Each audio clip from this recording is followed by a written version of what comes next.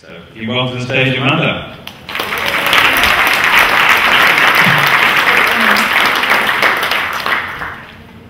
So, the gender business gap. I really didn't think there was a massive gap until about a year ago when I started looking at some of the problems other women had had. But then I looked at some of the problems that men also have in business in our paternal society without using the F word. So these are some UK stats. If we look at management positions in the UK, it's primarily men at the lower age, and then it even lessens on women as you go up. And even FTSE companies have very few directors.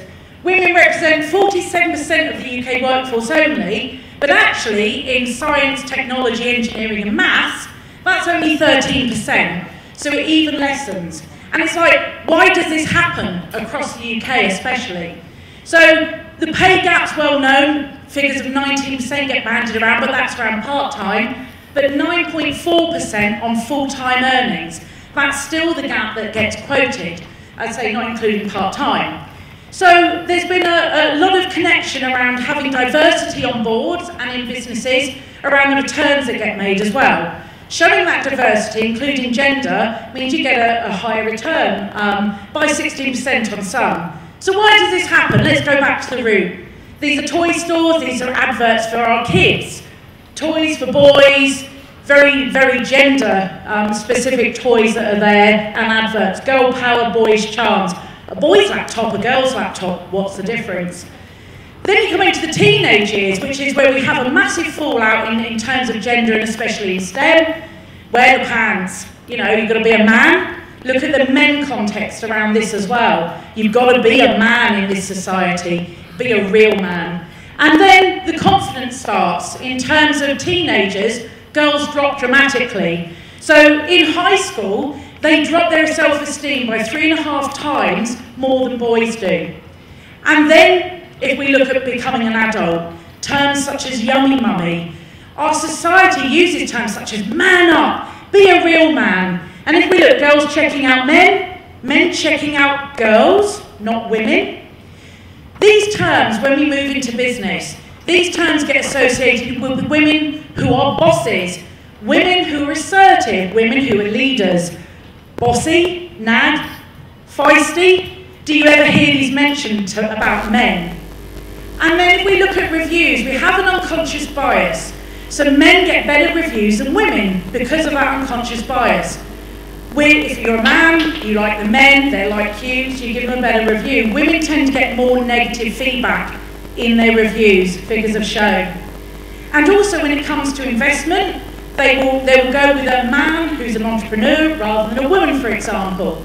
And if you have an applicant, male names get treated far better than girls' names and women's names, even though they might be of equal level.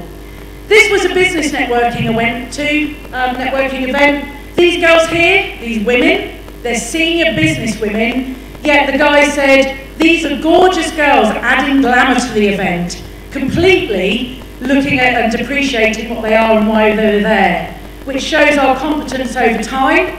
Females perceive competence over time doesn't elevate as much as males do. And history, the old boys network, is how we founded business over the years. And how do we break that? How do men break that and involve women and break that gender gap? Because we can see that large network that men have. And these are some of the terms, these are things that men have to think about too. So they have a critical role to play, as it says. They need to champion the terms that are used. How many of us, even women, use the girls in admin, for example, and look at girls in the roles that they play, rather than think, actually, that's a boss, that's a leader that's there. Think about children, how we look at their rooms. When you're waiting for your baby to come and you have a test, girls wear pink, boys wear blue. But this is a really good way of looking at it. Is a toy a boy or a girl's guide? Do you operate a toy with genitalia? No? Then it's fine, it's for anyone. If you can, then don't give it to your kids. This is Tim Cook from Apple. He had a lovely statement to make last year when the first woman was on centre stage about a girl he'd been mentoring who was 14. We'd given this girl an app to create, and then he finished it off by saying, yeah, a cooking app. Well done, Tim Cook. And finally, we always talk about the male and female brain as being different. Well, if you read the science behind it, that's actually formed as untrue, and gender is just a society construct.